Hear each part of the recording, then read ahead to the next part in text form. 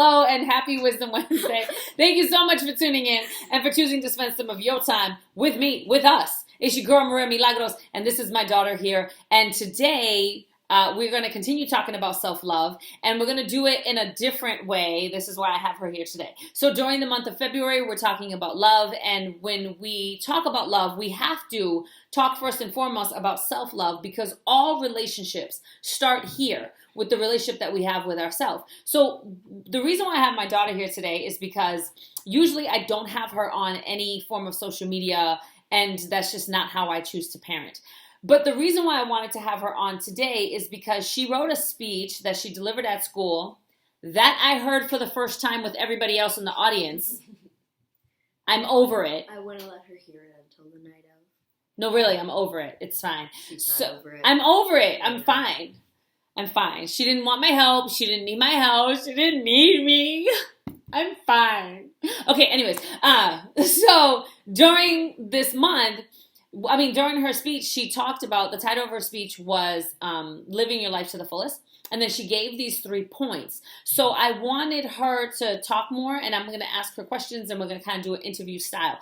Because the reality is that when we root ourselves in self-love, when we're acting in a space of self-care, and sometimes that's like actually taking a bath, and sometimes it's doing work for personal growth and self-improvement. When we're doing that, we are, in fact, living our lives to the fullest, right? So I want to talk about this. Okay, so what made you pick that particular topic for your speech? What made me pick that? Growing up, I can't speak. Growing up, with her in my life, she always either was talking about or had something to say on living life to the fullest. So when I had this opportunity, I wanted to expand more on that. And I honestly have been thinking about this idea since I was in like the 5th grade when I found out first. When we were that this was coming? This was coming. Wow. So since the 5th grade, I've been thinking about it. So. Oh, awesome. I did not know that. Yeah. See how I continue to learn new things with all of you? It's fine. It's fine. Okay, second question. When you thought about all the different ways that you could, help people understand more about living their lives to the fullest, you settled on 3 points. Yes. What made you settle on those 3? Those 3 points that I chose were either things that other people might have needed to hear, things that I might have needed to hear, things that I have dealt with, That's and together, orned. Mm-hmm. And when I also did some background research, I found that those were one of the 3 main things that could help you live your life to the fullest. Oh, nice. Okay. So what were they? That was my next question. Oh my God, it's like we're one mind. Okay. What were the 3? And then don't just say the 3, but say what it was, and then give us a little nugget about how do we actually do that to help live our lives to the fullest in self-love. All right.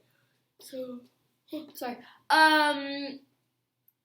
The 3 things were, number 1, facing your fears. Number 2, not caring what people think about you. And number 3, achieving self-happiness. So, number 1, facing your fears.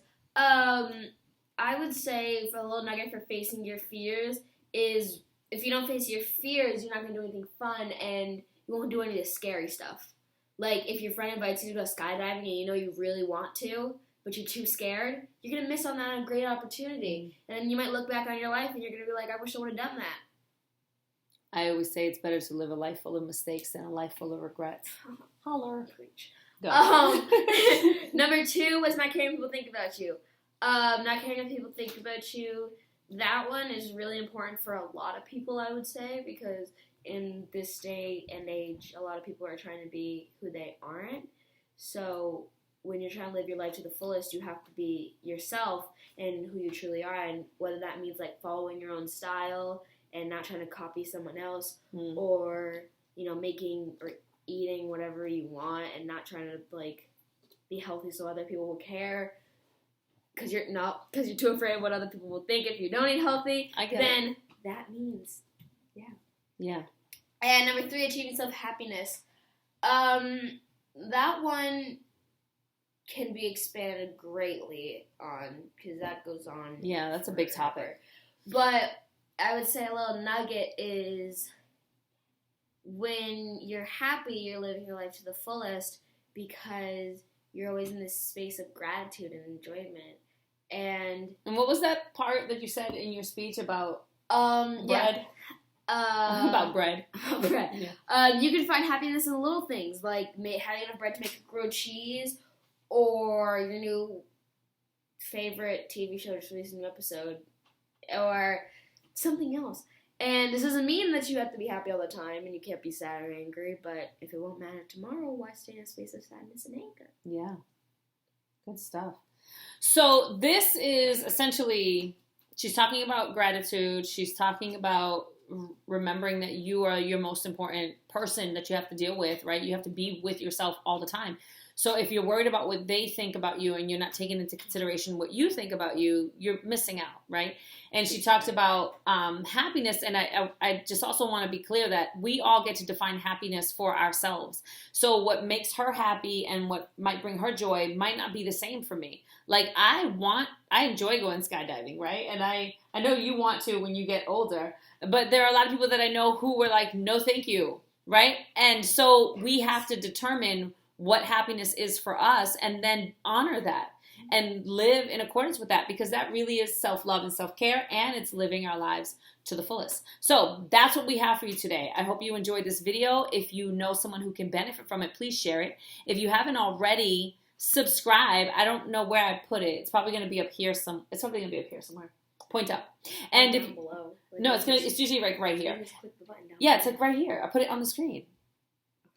And if you haven't already, give it a thumbs up, share it, have a great weekend, start of your next week. And when you practice being intentional and taking care of yourself and loving on yourself and living your life to the fullest, that is super sparkly everything. And comment your favorite thing about self-love. Ooh, comment your favorite thing about self-love. That's good. Good job. Yes. Toodaloo! Toodaloo. Bye, y'all. Peace.